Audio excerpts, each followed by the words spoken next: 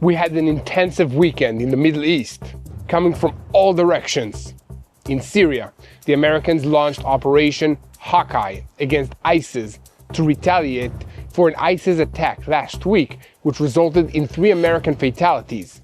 Officials say the attacks could last weeks, and we have already produced some dramatic results.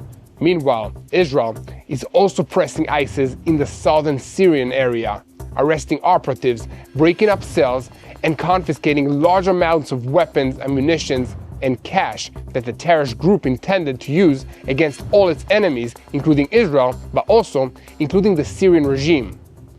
And meanwhile, the IDF hit Hezbollah infrastructure in Lebanon over the weekend, as the Lebanese National Army said that their plan to dismantle Hezbollah positions south of the Litani River is nearing completion. Will it work this time? Is the Lebanese National Army really going to stand in Hezbollah's way? We might be about to find out, because Lebanon's prime minister announced that the country is ready to move to the second stage of the army plan to limit Hezbollah's weapons. In the Gaza Strip, frustration is growing as President Trump's peace plan has hit a dead end and Hamas refuses to disarm. This is leading to an explosive pressure in the Gaza Strip amidst fears that Hamas will stage a disarmament show. However, the Americans are moving ahead and over the weekend announced Project Sunrise, an initiative to rehabilitate Gaza with its capital as Rafah. The plan by White House envy Steve Witkoff and President Trump's son-in-law Jared Kushner includes the Gaza Riviera project with luxury hotels and AI networks. We'll bring you all the details. And meanwhile, there is increasing concerns in the West due to unusual aerial activity by Iran and reports that the Islamic Republic is gearing up to produce as many as 3,000 ballistic missiles every year. During his meeting with President Trump in Florida later this month, Prime Minister Benjamin Netanyahu will present options for new strikes to disrupt these efforts. Is this just a threatening signal? Or could these strikes actually happen? We'll take a closer look. Welcome to Boots on the Ground. I'm your host, Yair Pinto. With me today is Mati Shoshani, and we're bringing you the full truth about what's happening in Israel. The top story coming into the new week is Operation Hawkeye, the dramatic U.S. strikes on ISIS in Syria to retaliate for an attack in Palmyra in Syria earlier this month, which resulted in 3 American fatalities. The United States military struck 70 ISIS targets throughout Syria overnight between Friday and Saturday, with reports indicating that the Jordanian Air Force also assisted in these strikes. And President Trump was quick to announce that Syria's interim president, Abu Muhammad al-Julani, fully supports the operation and declared anyone who attacks or threatens the United States will suffer the severe blow of their life. The American Secretary of War, Pete Hegseth, added that this is not the beginning of a war, but a declaration of revenge. While the Americans and the Jordanians were hitting ISIS in Syria from the air, the IDF was rounding up ISIS operatives in arrest operations on the ground south of Damascus. Further afield, diplomats from a Western country and an Arab country have warned Iraq that Israel could be preparing to hit pro-Iranian militias in the country. Speaking of diplomacy, despite President Trump's victory declarations about the end of the war, his phase peace plan for the Gaza Strip has hit a dead end as Hamas refuses to disarm. Israel, as it has declared again and again, will not withdraw from the Yellow Line border, and the international community fears coming in to do the dirty work and dismantle Hamas of its weapons. In addition to all of this situation, Phase A has not yet been ending because the remains of the fallen hostage Ran Gaveli have not yet been returned to Israel, to his family, while Hamas is rebuilding, and it is saying that it will not lay down its weapons. Israel made clear that it will not leave while Hamas has weapons, so right now it looks like nothing will move in Gaza. Furthermore, sources in Israel are troubled by the possibility that Hamas will produce a show of handing over rifles and other small arms, and even if afterwards most of the heavy weapons will remain in its hands, Israel will be required to move to Phase B and withdraw from the Yellow Line. Over the weekend, U.S. Secretary of State Marco Rubio noted that progress had been made in Trump's plan for Gaza, but clarified that there is still a road to go. He emphasized that the goal is clear, that Hamas will not be able to threaten Israel, and also referred to the activity of the International Stabilization Force and the rehabilitation of the Gaza Strip, saying that you cannot convince countries to invest in Gaza if they believe there will be war again. And with all of that in mind, TBN Israel's senior Middle East analyst Mati Shoshani will bring us all the details about Project Sunrise as the American initiative to rehabilitate Gaza is revealed. The ambitious initiative, costing $112 billion, has already been presented to donor countries in an attempt to raise funds in the near future. However, it is conditioned on Hamas disarmament. The purposed projects include developing energy infrastructure and advanced technology over a period of at least 10 years. At the center of these plans are projects to rebuild Rafah and also Khan Yunis, Gazan cities, with high-speed trains, a smart power grid, and cultural centers. Only afterward will 70% of the Gaza Strip's coastline become the Riviera of the Middle East, with huge profits. But all of this leaves us with many questions, including the question of where the funding will come from, the biggest obstacles that will need to be overcome, and the pessimism that nothing will change. In the northern arena, there is more optimism than things are moving in a positive direction, because the Prime Minister of Lebanon's internationally recognized government, Nawaf Salam, announced over the weekend that the country is ready to move to the second stage of the National Army's plan to dismantle Hezbollah's arsenal of weapons, which will focus on the area north of the Litani River. According to him, the first stage of the plan south of the Litani River is days away from completion. I'm glad to hear that, but I'm also surprised to hear it, and I'm looking forward to some confirmation, if there is any. And in the wider region, Israel is looking with great concern at Iran's attempts to ramp up production of ballistic missiles once more. Some reports indicate that they could soon have a capability to produce as many as 3,000 ballistic missiles every year. And in his meetings with President Trump in Florida next week, Prime Minister Benjamin Netanyahu will present options for striking the production facilities. Will the Americans join Israel in these strikes? We might find out soon, after a new satellite image showed cover that is being placed over the compound that was bombed in Natanz, indicating continued work not only on ballistic missiles, but Iran's renegade nuclear program.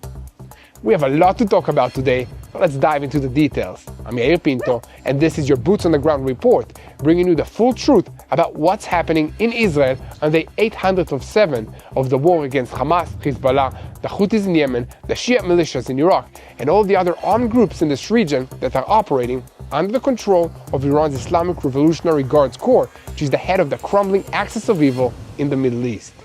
A moment before we begin, I want to call on you to help us spread the truth.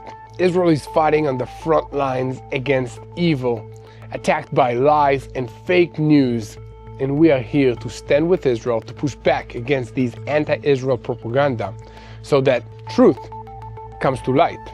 So to help become ambassadors of the truth, share this content with as many people as possible. And if you still are not following us, please subscribe to the YouTube channel TBN Israel so that you never miss another episode of Boots on the Ground. We'll start today's report with the recent events in Syria, where the United States military launched strikes against 70 ISIS targets overnight between Friday and Saturday in response to an attack in Palmyra last week, which resulted in 3 American fatalities, including 2 soldiers and a civilian interpreter. 3 other American soldiers were wounded in the attack. The Syrian Ministry of Interior noted that at the time, the attacker was a member of Syria's security forces who held an extremist ideology, and President Trump promised there will be a very serious response. The United States continues to deploy about 1,000 soldiers in Syria as part of the international coalition it has led for years against ISIS. U.S. Secretary of War Pete Hegseth confirmed late Friday evening that the military launched Operation Hawkeye, during which ISIS terrorists and the terrorist organization's weapons will be struck. Hegseth also pointed out that this is not the start of a new war. This is a declaration of revenge. in an apparent effort to calm concerns among supporters of the Trump administration about the American involvement in conflicts all around the world. He also declared that the United States, under the leadership of President Trump, will never hesitate and will never be deterred in defending its people. The operation, led by U.S. Central Command, began at 4 p.m. U.S. Eastern Time on Friday with the assistance of Jordanian aircrafts. CENTCOM's official X account soon posted footage from the strike stating that more than 70 targets across Syria were struck with more than 100 precision munitions. And according to the report by the AP news agency, an American official said that F-15 jet aircrafts, A-10 Thunderbolt ground attack aircrafts, and AH-64 Apache helicopters were all employed in the strikes, and noted that further attacks should be expected.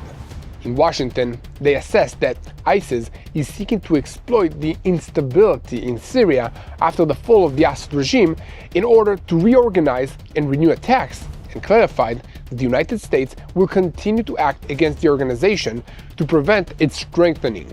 President Trump also noted that we are striking with great force ISIS strongholds in Syria with the full support of the president, Abu Muhammad al-Julani. He had some praise for al-Julani, saying he is working very hard to return Syria to greatness and threatened anyone who attacks or threatens the United States will suffer the most severe blow of their life. In his own statement, Secretary of War Hegstach claimed that many terrorists were eliminated in the strikes, while the Syrian Observatory for Human Rights claimed that at least 5 ISIS members were terminated in these strikes in Deir el-Zur province. One was defined as a cell leader responsible for drones. It is important for you to understand that in parallel to the American strike, the IDF continues to act against ISIS cells that are trying to establish themselves in southern Syria. For instance, in a nighttime operation on Saturday night, Golani Brigade forces arrested a suspect who is operated by ISIS in the southern Syrian area. The operation was completed together with the field investigation of Unit 504 of the IDF, and the suspect was transferred for interrogation inside Israeli territory, while weapons and ammunition were also confiscated. And in recent months, the IDF has increased oversight in southern Syria in an attempt to block ISIS entrenchment. Dozens of ISIS operatives in the area have been arrested, while others didn't want to be taken alive, so they weren't. Many who were arrested have been brought back to Israel for interrogation, where they have provided information which led to more raids and more arrests. And here at TBN Israel, we will continue to bring you all the information about what's going on in Syria. And in a moment, we will move on to the latest news from the Gaza Strip. But first, I want to once again invite you to be part of the team by helping us spread the truth, share, and follow us. Most importantly, don't forget to press that subscribe button so that you stay tuned to the truth in real time and never miss another episode of Boots on the Ground. And now, I need to speak to you for just a few moments about one of our partners, because during the Hanukkah season, we talk a lot about light overcoming darkness, but for many children in Israel, the darkness isn't symbolic, it's very real. Since October 7, 2023, tens of thousands of children have lived with fear, anxiety, trauma that no child should even ever experience. Some have watched their whole world fall apart in just an instant. Some carry wounds that no one can see. And at Shiloh Israel Children's Fund, there are trained professionals that are helping these children heal. Through trauma-informed therapy, they are helping young hearts process the pain, find safety, and begin to hope once more. Not someday, now. One therapy session can change a child's life. A month of support can restore their stability. A year of care can help a child reclaim their childhood. This is what the Light to the Darkness campaign is all about. Turning compassion into action, turning belief into healing. As we light our own candles this season, we have a chance to be a light for those who need it most. So if you want to support Israel's children with this unimaginable situation that they need to go through, www.israelchildren.org/help. Again, That's www.israelchildren.org/help and give today. Your support doesn't just make a statement, it actually makes healing possible for many children in Israel. So thank you. And now, we'll move on to TBN Israel's senior Middle East analyst Mati Shoshani, who will tell us about Project Sunrise, the American initiative to rehabilitate the Gaza Strip.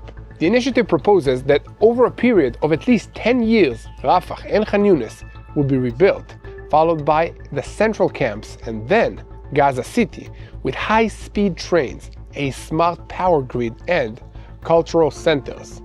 Only afterwards will 70% of the Strip's coastal line becomes the Riviera of the Middle East with huge profits at a cost of $112 billion. This plan has already been presented to donor countries in an attempt to raise funds in the near future. However, it is conditioned on Hamas's disarmament, and that is the big problem in all of this situation. 4 months have passed since the ceasefire in the Gaza Strip went into effect, and Washington is pushing to open Phase B, including another Israeli withdrawal, early reconstruction, and an international mechanism that will hold the whole thing together. In Jerusalem, it's no secret that the pressure will rise as the planned meeting between Benjamin Netanyahu and President Donald Trump at the end of the month in Florida approaches, because the president has made this plan a major priority for his presidency and tied his personal prestige to it. But in Gaza, there is no deadline, as Hamas has not returned the last fallen hostage, and there are still many tunnels, militants, and a black market that continues to function. The one now presenting itself as holding the keys in Hamas, which understands well that time is working in its favor. It offers a long ceasefire, so-called storage of the weapons, and also cooperation with the international community, but at the same time, it is retaining its military capabilities. And this is not a compromise, it is a strategy. The Americans must decide whether to accept these circumstances, even as many other countries are also interested in getting involved in what happens next in the Gaza Strip. Therefore, Hamas's disarmament is the bottleneck, and however and whoever holds access to it becomes a key player. So Mati, tell us what's going on. Today I want to give you the full scoop on what is preventing Phase B in the Gaza Strip from truly kicking into action. Over the last couple of days, new information has surfaced, both as it relates to what the US is planning to do in the Gaza Strip, the Big Sunrise Project as it's known, and what Hamas is actively doing to prevent Phase B from kicking into action. A lot has been happening over recent days. Let's dive into all of it right now. So let's start with the first part of it, Project Sunrise. We've seen images from this project, we've heard rumors about it, and over the weekend, additional images and additional explanation of what the plan actually is going to come into light. Let me give you the high-level details on this project. This is the Trump White House project to rebuild the Gaza Strip. And what does that mean? It's a project that over several years dedicates over $112 billion into building the Gaza Strip.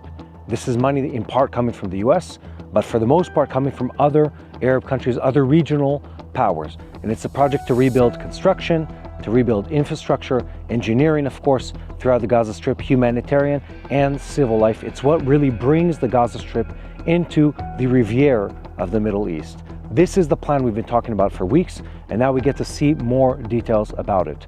Another interesting thing about this project is the fact that the project now talks about also the infrastructure of bringing commerce in and out of that region. What does that commerce look like?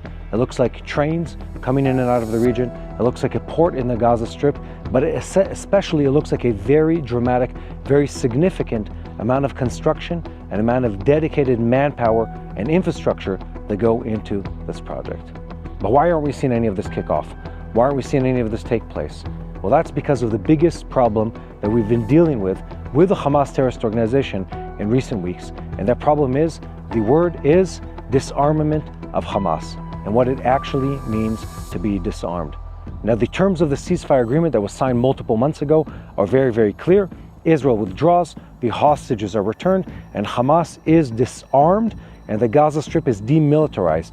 And after that happens, other players can come in and govern what's happening on the ground inside the Gaza Strip. But that hasn't happened yet.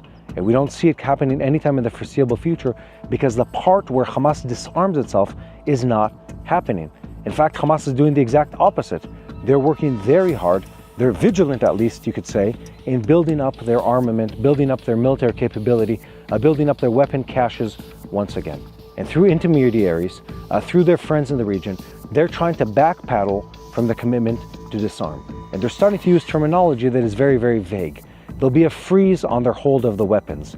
They'll deposit the weapons in the hands of other parties for the time being, possibly even depositing those weapons inside the Gaza Strip until that interim period of Phase B sort of plays its course out. But what this really is Hamas actively avoiding giving up their weapons.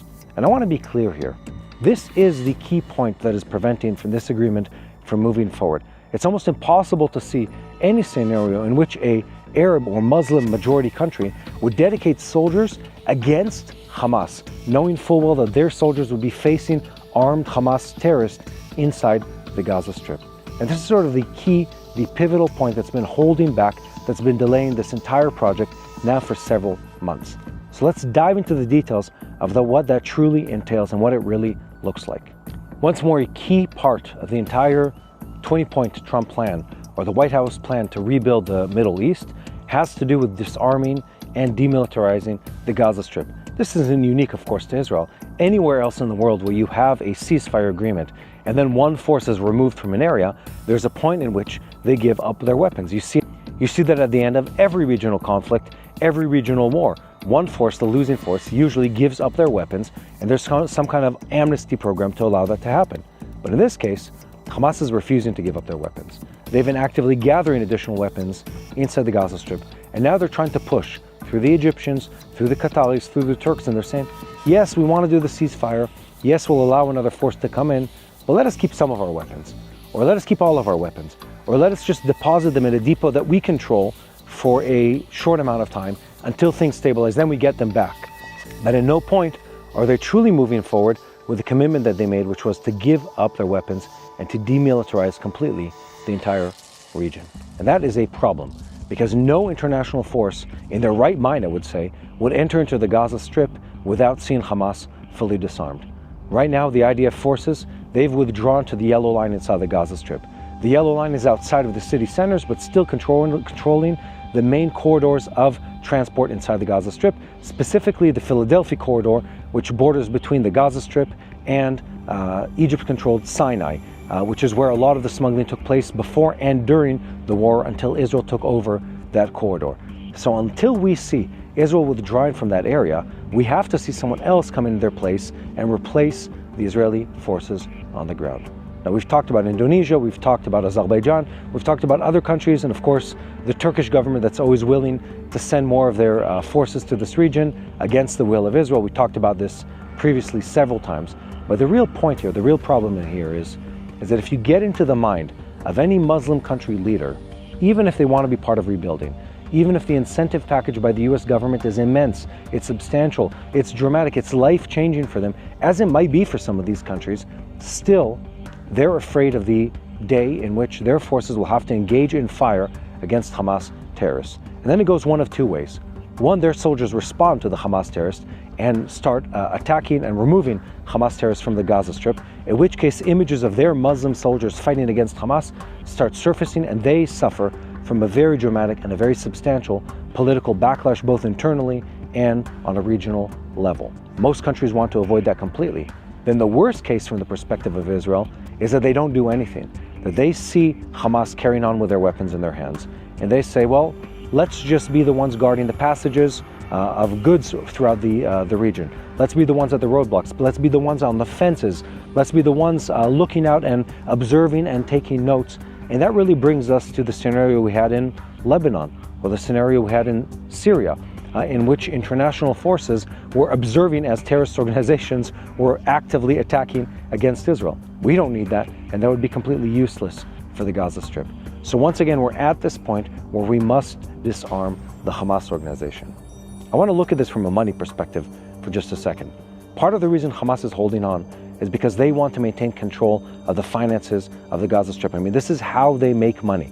They make money by, one, marketing and exploiting the suffering that they cause both on Israel and on the inhabitants of Gaza and Judea and Samaria, and sadly recently also outside of the borders of the Middle East. But beyond that, they also tax their own population. They don't want to be removed from that power source within the Gaza Strip, and therefore it's very unlikely that they'll willfully or willingly leave. And that brings us back to this point. We look at the incredible plan that the US presented. It's called Project Sunrise. It's a project that commits over $110 billion over several years to rebuilding the Gaza Strip. But that program specifically is not just a military program. It's a program to rebuild the infrastructure, to rebuild the civilian life, to rebuild what a country would look like, and then ultimately what a national or regional trade and technology hub could possibly look like.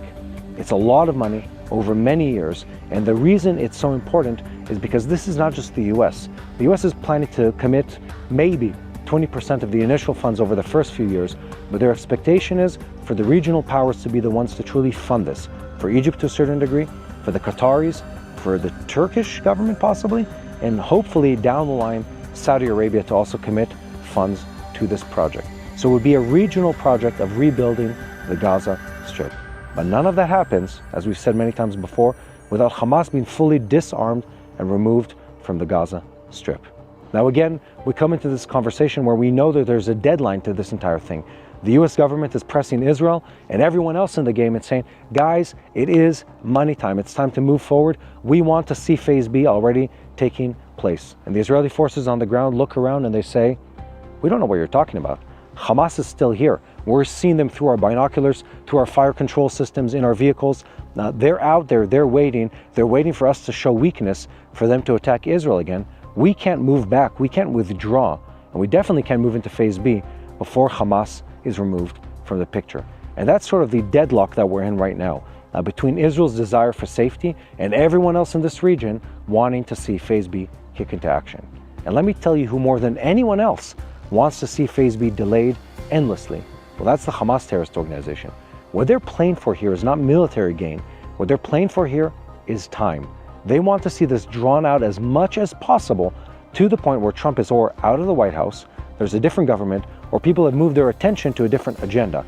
And then they go back to business as usual, controlling the Gaza Strip, terrorizing the people of Israel, bringing death, doom, and destruction to this region as they've done for so many years. And that's what we're fighting against. We're fighting against a clock that is running out quickly, where the United States has to make this happen quickly before things change, before attentions go elsewhere, before the year is out and we lose momentum with this project. The countries of this region are looking at where they can put their loyalty in this time. Do they go with the US, or do they continue trying to play all different sides because they don't know where things are going? And let me tell you, even the Iranian Islamic regime is looking at this and waiting to see how things develop. Will Hamas be able to hold on to power, or will they be booted out, showing that the US has the resolve to really push things through in this region? Now, this is not a simple game, not a simple process, not something that's easily executed or carried out. This kind of regional stability, this kind of regional pact is very substantial, very dramatic, very historical in the making. And it all pivots around this one thing: plucking the weapons out of the hands of the Hamas terrorist organization. So here we are. We're waiting to see if the international forces that are involved in reshaping Phase B in the Gaza Strip are able to demilitarize the Gaza Strip and remove weapons from the hands of Hamas. If that happens, we can quickly see a move into Stage B of this agreement, in which an international force sets up shop in the Gaza Strip and around it and starts providing the humanitarian rebuilding and infrastructure in the Gaza Strip. But until that moment happens, no country is going to want to start spending tens of billions of dollars rebuilding a Gaza Strip that could once again fall into war under the hands of Hamas. So Hamas must be removed, and it must be removed quickly. The next days and weeks, of course, are going to be determined by the level of resolve that Israel is able to present and the Trump White House is able to project to this region. How hard they can push on the countries of this region to get Hamas out. How much Hamas believes that truly the hammer is going to come down on their head if they don't give up their weapons. This is the money-making time as we enter into the end of the year and the beginning of next year, we're really going to see how this Middle East is going to be reshaped. And let me end with a positive image. When this happens, and I want to believe it's going to happen in the way that the Trump White House has outlined in their Project Sunrise portfolio, let's call it that. When that happens, and again, I believe this could happen in this region, it could happen to a way that will surprise all of us. Gaza can be rebuilt without Hamas. New schools, new facilities, new infrastructure, new educational system that doesn't indoctrinate a new generation to hatred towards Israel. That can all happen. That can all happen not just in our lifetime, in this very decade.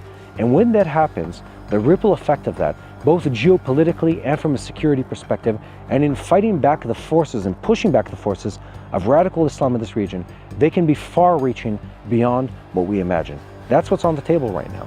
As we enter into the end of this holiday season, Christmas is coming up, and of course, Hanukkah is about to end. Now's the time to pray for exactly that, to see this region rebuilt and the Hamas terrorist organization removed from the Gaza Strip in something new, something good, something positive that can happen in this region. That's our prayer, that's our hope for the days and weeks ahead of us. Now back to Yael Pinto. Thank you, Mati, for bringing your usual clarity to these vitally important issues. Now, we are switching our focus to Iran, which is increasing its production of ballistic missiles. And also new satellite imagery shows attempts to examine the destruction at a facility that was attacked in the 12-day war. According to a report on the American network NBC, Prime Minister Benjamin Netanyahu intends to present US President Donald Trump with options for new strikes in Iran in their upcoming summit meeting in Florida. In satellite images from exactly a week ago, it appears that at the Pilot fuel enrichment plant in Natanz, the Iranians placed panels over what remained of the structure protecting against drones, nearby providing cover for the destroyed facility, although a large hole still remains in its center where the structure was breached and damaged. The Institute for Science, an international studies think tank which closely tracks issues related to Iran's renegade nuclear program, recently published a report in which they wrote that this shows that Iran is seeking to examine the destruction away from curious eyes.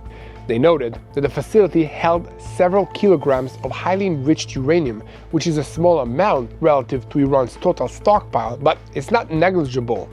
And meanwhile, according to the source familiar with the missile program and according to former senior American officials, Iran's production of ballistic missiles could raise to about 3,000 missiles a year if there is no change.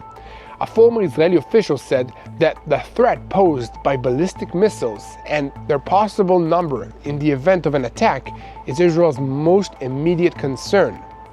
Israel is equally concerned about the rehabilitation of Iran's air defensive systems and the continued funding and arming of its regional proxies, believing that this is all being done in order to allow Tehran to accelerate the rehabilitation of its nuclear program and enable to better defend the enrichment sites.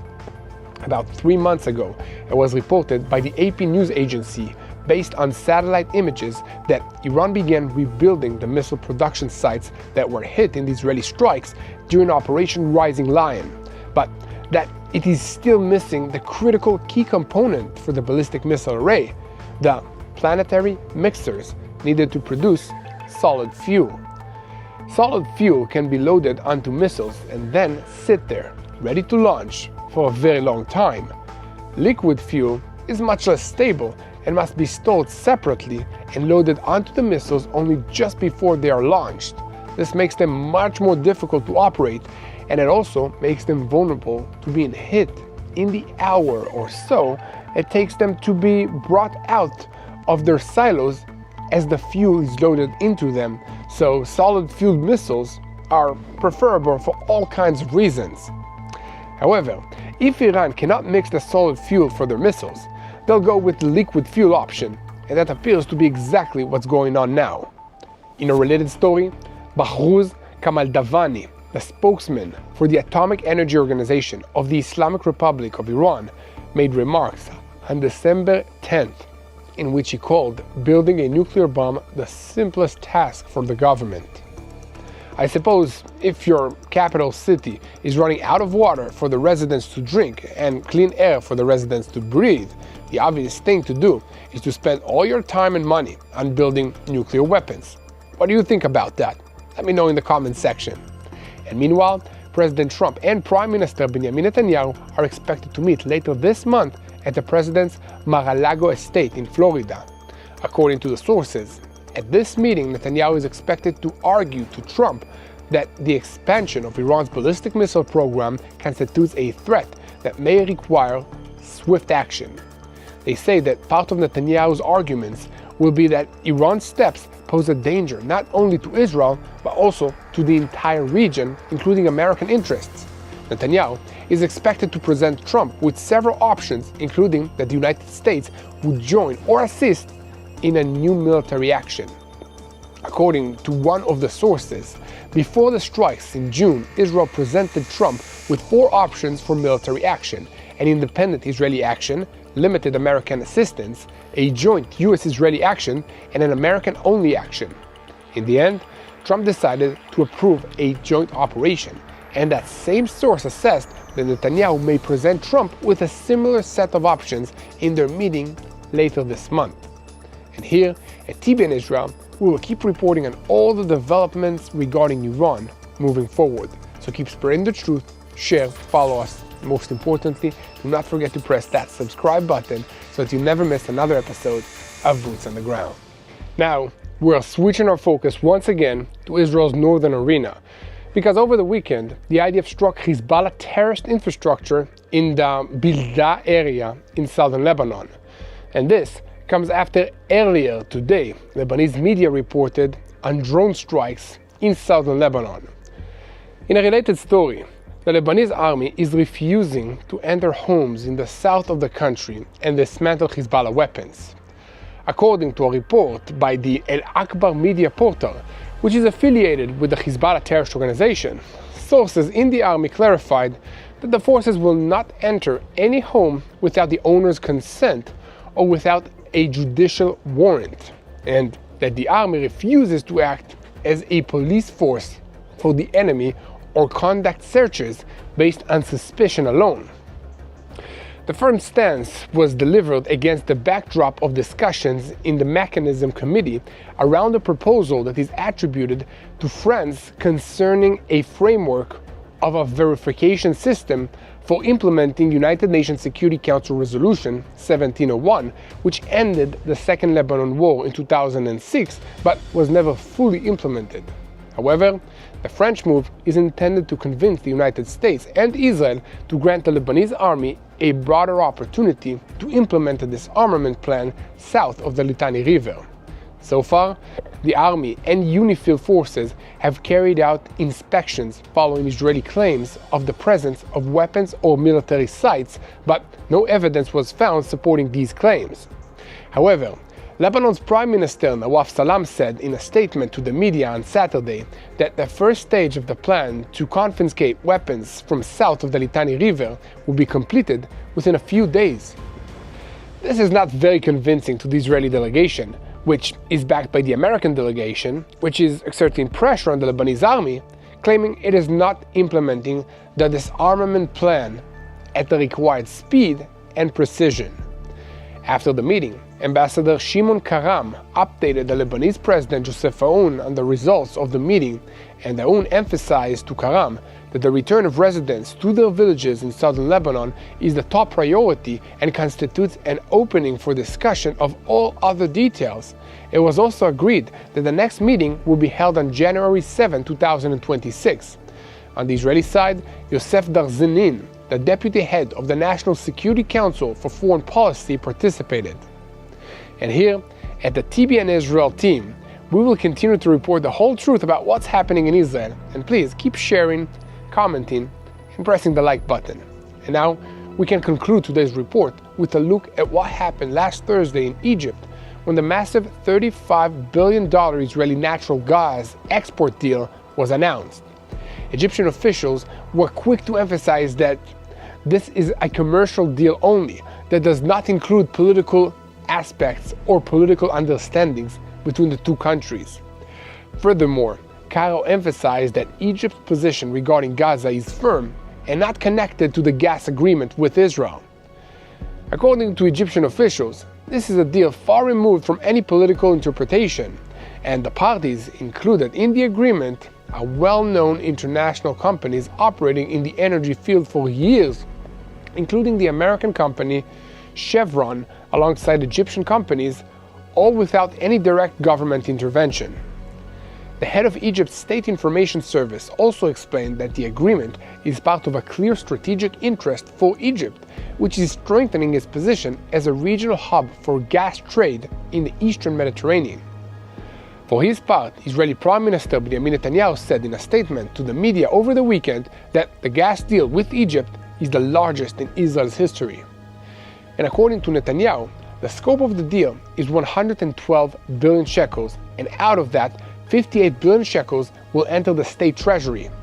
He further explained that in the first 4 years, we will receive $500 million shekels into the state treasury. The companies are investing enormous sums to develop infrastructures, such as expanding the pipeline. Within a few years, it will reach 6 billion shekels into the state treasury every single year. An Egyptian source also addressed the possibility of a meeting between El-Sisi and Netanyahu and said that such a meeting is not simple, and no gas deal will make that easier. In an interview with Ashrak El-Awsat, the source said that it depends on Israeli progress in terms of implementing the Gaza agreement and the commitment to maintaining Egypt's security, especially in light of the fact that the tension has not ended and a gas deal based on economic interests will not solve that. According to him, the possibility of a meeting is slim right now, in light of the Israeli violations and non-compliance with the Sharm el-Sheikh agreement. What do you think about all of this? Should a massive natural gas agreement like this be disconnected from political and diplomatic considerations? Should Egypt be allowed to get benefits from this deal and not give anything in return? Let me know what you think in the comments section.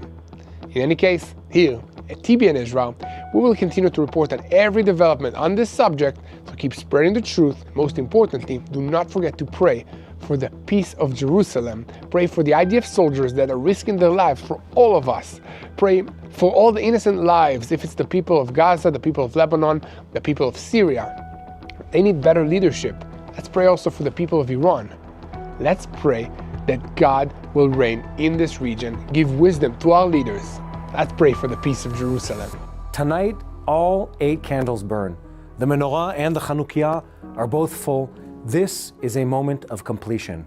And just like God kept the light alive in the time of the Maccabees with only one little box of oil, He's keeping Israel alive today, against pressure, against enemies, against impossible odds.